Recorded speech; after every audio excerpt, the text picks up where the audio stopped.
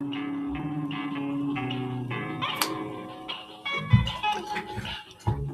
right. Welcome back, my fellow agents. It is I, X7, your master of martial arts and professor of peplum movies. That'll work.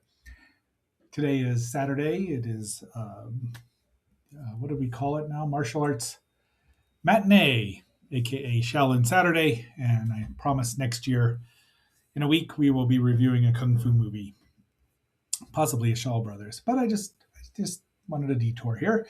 So we went to Italy and Greece and Atlantis and wherever else, the underworld maybe. I think we went to Atlantis twice, didn't we? So we are going to be talking about Goliath and the Dragon, which has a very interesting background because it was the revenge of Hercules, not Goliath or Emilius at all. It was Hercules. And I probably will call him that because it's just dumb to call him Goliath. I don't know why they would. Uh, but we'll get into some of the reasonings behind it and what went on. But before that, please like, share, subscribe, leave me a comment. Let me know what you think about this movie. It does have one really cool effect in it. And let me know what you think about the genre itself. The Peplum movies, do you like them? Do you like to see more of them? Like to see less of them? It's up to you. I mean, I'll probably do whatever I want. But if you could just watch a little longer, there'll be some fun stuff floating around in between here and there. And we will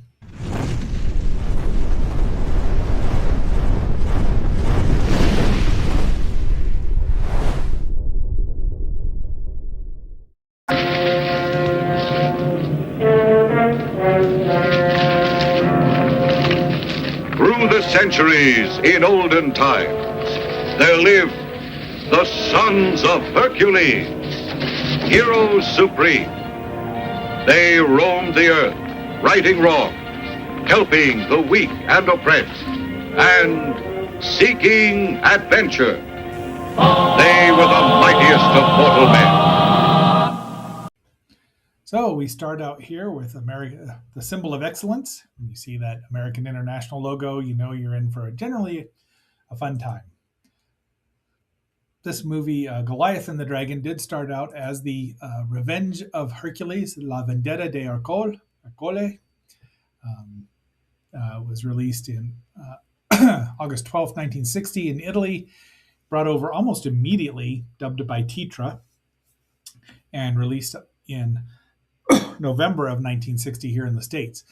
It was originally supposed to be a sequel to their earlier Goliath and the Barbarians, hence the reason it's dubbed Goliath. Uh, I guess I think I've seen Goliath and the Barbarians. Let's click on that and see. It stars Mark Forrest, who is I don't know.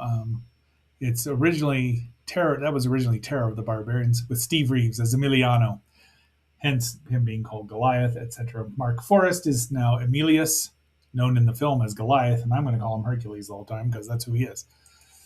And we start off with him being sent to the underworld to retrieve the blood diamond for the god of vengeance, as they call him, which I would assume was his father Zeus, maybe. And there he is climbing down. He actually kills Cerberus, which I don't think in his 12 one of his 12 labors was to drag Cerberus or bring him to the surface world, and he did, just drug him up there because he was so super strong. But he kills him this time. Cerberus can breathe fire, which may or may not be based on the myth. I don't know. But once Cerberus is dead, he breaks it open.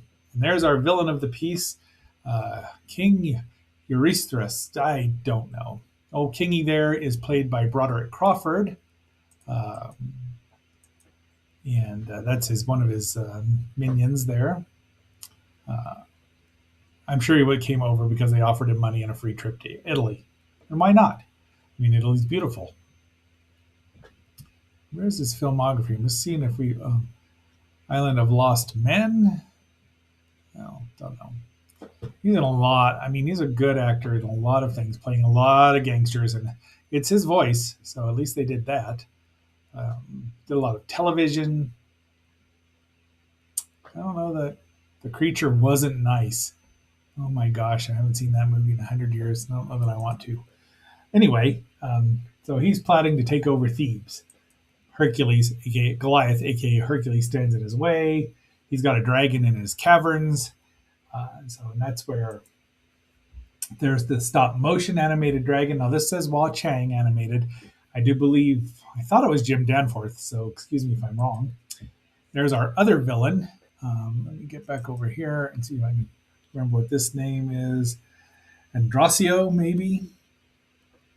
Um, yeah, probably. I don't know. Let's see. We can find out. Yeah, Hylas. Do, do, do, do, do. Oh my gosh, there's all I don't know. It doesn't say his name, so but he's kind of a behind the scenes guy, probably running to take over. And this is Hercules' brother Hylas. And once again, but in the original dub, he's his son, and that's his girlfriend, or he wants to be with Thea, who is the daughter of the, the town that attacked. Mm, Hercules believes Thea's father murdered his family. It's a mess. The plot's everywhere. But that's Sandro Moretti is Hylas, and Thea is Federica Ranchi. That's not Thea. I think that's Dianera, who they call Diagenera or something. But there's the bloodstone, and he just grabs it. He kills a flying bat, which looks like more like a flying cat. Not the worst costume, but and it flies around. So, and there is our villainous. Is that his Mene? Sybil, maybe. Nope, the Sybil is. Well, we'll see her. So, and that is.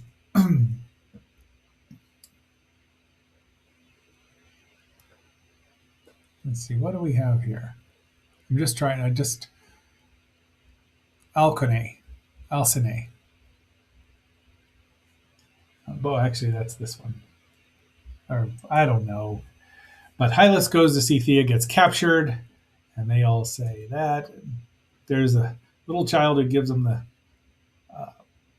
most accurate map of Thebes, of the maze. No Minotaur is in here, though. And she's the slave. That's his Mene. Um, and you can tell what's going to happen here. These two bicker and banter and burgle. Hercules presents the blood diamond to the god of vengeance.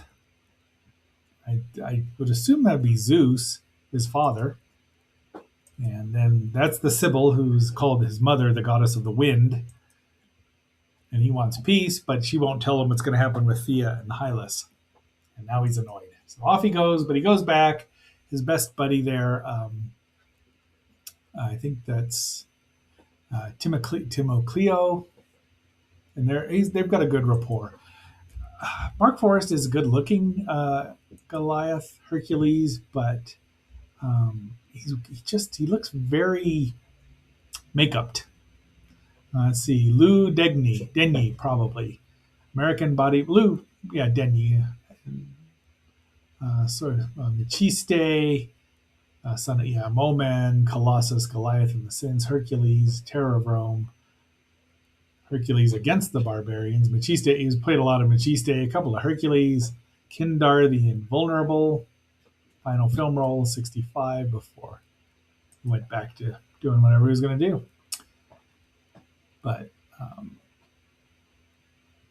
so there, oh, that's Dianera right there, played by Leonora Rufo. I don't know if we've seen her in other things, but everyone's happy to see Hercules back. He pulls some trees down. There's his kids, and I think a little person there. She in anything else? Adventures of Nicholas Nickleby. Oh, that's a television show. Machiste contra the and the vampires, which and Hercules in the Haunted World as Dianera. So I think that is a sequel to this one. And then the little person there is Salvatore Funari. He's just labeled midget on Wikipedia. Good job, Wikipedia. So he wants to know what's bugging his brother, and he won't tell him because he's been told that Hercules is after Thea. There's a poison that he's going to kill Hercules with. And she gives it to Hylas. They let him escape, and off he goes. Hercules rescues a bear and saves Ismene. And now you can see she's giving him the look. So she's conflicted. So she turns face, really, essentially. They're like, "Where have you been?" "I killed the bear." And he wasn't even 3. So now she's back talking to the other plotter. And they're bringing Hercules. They're having a feast and they're happy. I don't know what he's got there. This copy of the movie came from the internet. No, this came from my DVD that Something Weird put out. And it's a pretty decent copy, although you can tell it's not a anamorphic print. But there they go. Yep. Hylas keeps trying to run off to Thea, and they keep tying him up. She lets him go, gives him the potion. Now the goddess of the wind hears their voices. They look very happy here while they're talking. Puts the poison in the cup, and then Hercules will drink it up. But then he hears the voices over the wind. "Don't do it. It's poison. I poisoned it." He blots it out, asks his brother to forgive him. And unfortunately, a dog drinks it, and they show it drooling. And I mean, I'm sure they didn't kill it, but I didn't. I just left that out because I didn't want to see it. And now he's gone to see her, and Hercules is forbidden it because he thinks that Thea's dad killed his family, some of his family. There's a nice crowd shot, and Hercules and his buddy Tim impersonate some of the officers to go rescue Hylas because he's going to get the obligatory elephant being stomped on. Always an elephant in these movies. They're having fun because they're sadists. They're like, "Kill him some more. Kill him some more. Stomp him flat." And then Herc runs and lifts the elephant up and sets it down gently. I mean, that elephant was well trained. That it probably was not Mark Forrest doing it. But off they go. They rescue Hylas, and off they go. He takes him to the god of vengeance. The Sibyl shows up and says, "The one who loves Hercules will die to get Hylas. He'll be the king of whatever country that is. Not Thebes, though." Geez, Wikipedia is useless. I should have kept better notes. But more strength. Hercules like, I'm leaving Thebes, tearing it down, tearing my place down. And this goes on. So there's a lot going on in this movie, but there's a lot of walking and talking too. So he threatens her. He's gonna put her in the pit where there's poisonous boa constrictors. Nothing poisonous in here at all. But Thea says, "No, I'll tell you what's going on. Spare her life. She's been good to me." So they find a new place to live there. And unfortunately, Deianira offers herself up to the gods so Hercules can stay happy. And a centaur, 2-legged centaur, because he's a satyr, but Hercules throws a javelin in his back to protect his wife, and this water god takes him away, walks off. Hercules challenges the gods, which is something he never did in mythology, but because they needed him. And Hera hated him, so she did. The sons of Hercules, the mighty sons of Hercules, once thundered through the years. These men of steel could never feel the curse of a coward's fears. The mighty sons of Hercules were men as men should be. They burned with dreams, then turned their dreams into history. 100 giants, brave and bold, they ruled the world in days of old. The mighty sons of Hercules were men as men should be. They took the world and shook the world, the sons of Hercules.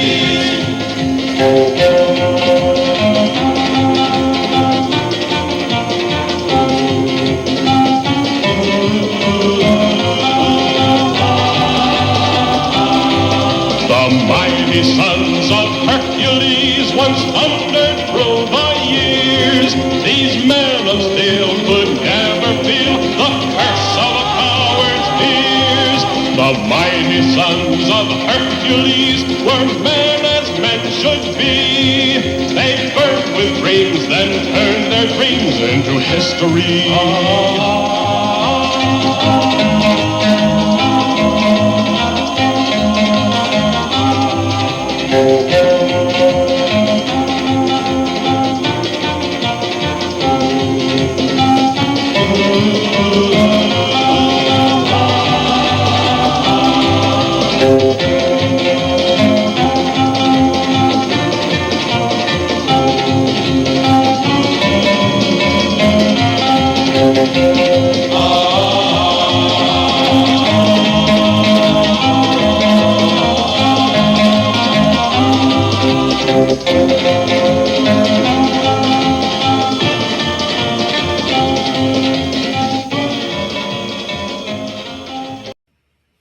All right, so the lightning cracks and the sky goes dark, and the king says, "Go find out what's going on." I mean, come on, they weren't that smart. He threatens his minion, but he doesn't kill him. Centaur shows up, bleeding, and with his dying breath says, "Here's here's Deianira, Hercules' wife. Have your vengeance for me. Get it. Kill him for me." And not knowing that the god of vengeance is trying to kill Hercules himself for defying him, but he picks up the statue and breaks it. Sybil, saying, "I can't tell you anything," tells him everything and gets zapped. Now, that's supposed to be the goddess of the wind, his mother. They really couldn't kill her, right? I mean, it's just a punishment, I would think. Off he goes into the king's caverns where the dragon is. It's also where Deianira is living at the moment to be fed to the dragon, right there. There is the stop motion Wah Chang animated dragon. Now, I think it's Projects Unlimited, which Jim Danforth did work for and with at the start of his career. And it's a good looking dragon. It's not in very many shots. The movie would have been a lot better if it had been the focus instead of just the addition. But they wanted a movie called Goliath and the Dragon, so they got a movie called Goliath and the Dragon. There's the large size head mock up, which is all we see of that one. And it, like every other mock up, it has to run, Hercules has to run to it in order to make it threaten him. And that's all right. It's not the worst thing in the world. Any monsters in these movies are always a plus. But he saves her, sets her down, and fights the dragon, pokes its eye out. Ah, my eye! The dragon's name is probably Kelso. But see, that's his. I mean, he looks more villainous than he does heroic to me. Kind of looks like a Klingon, doesn't he? Anyway, but he has to wrestle with it, breaks its jaws, it dies. The guards come down to see what the ruckus is, and they just take Deianira. So the dragon's dead. Caught on, he throws it and catches on fire. Apparently, dragons are flammable. Maybe they are filled with methane. But off he rides, and now the army's right up, and the battle's about to begin. And the two women there are having an issue. Hercules just breaks open the secret entrance, and all these pillars are underneath the main building, the castle. So he's going to knock them down. There's Thea, and he wants to marry her so he can be the rightful king. And Hercules is going to town here. The movie does kick into final. I mean, it's only 86 minutes. It's not a very long film at all. It doesn't even say. I mean, it's not 90 minutes long, but it takes a while to get going. I mean, for a movie that was released theatrically. And you can tell that it's been re-edited for the U.S. consumption. At least there are some obvious jump cuts here and there. It also may be that the print is old and damaged. I don't know. I've not seen the Italian version. But, the good guys fight the bad guys. Lots of fighting. The king kills his minion for trying to save the woman he loves. And Deianira threatens him. And he's going to throw her in the pit with the snakes. But Ismene sees it and jumps in. He gets killed. Herc goes down, pulls her out, and she says she loves him. So the woman who loves Hercules is Ismene, not Deianira. Now, I saw this coming a mile away. But now they rebuild. Now they have to go back and rebuild Hercules' home. And then Hylas and Thea are now king and queen of whatever that town was. And that's the end. Oops. So there we go. That's, it's a short short review, shortish movie. But tomorrow we will be reviewing the very odd and also will be very short because it's a lot of talking. Creation of the Humanoids, which Sven is airing. Sven is airing this tonight, actually.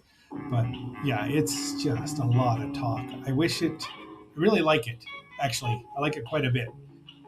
Except it's just it's like a play. Anyway, we'll get into that tomorrow.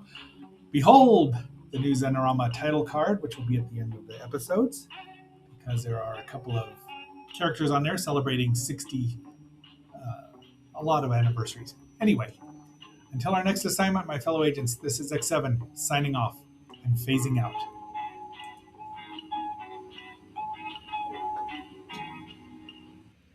Creation of the humanoids. Out of the atomic war came the perfect man, the humanoids, man's own creation. Physically and mentally perfect. Created to serve their masters, men and women. But could man compete with this creation, the perfect man? You love that machine? I love Pax. He's dedicated to keeping me happy. And I am happy. The robots are machines. They must be made to look like machines. The perfect man, created by man, becomes man's worst enemy. Proceed! The most provocative story ever filmed, the most unusual story ever filmed. You must see it to believe it. The creation of the humanoids, the perfect man.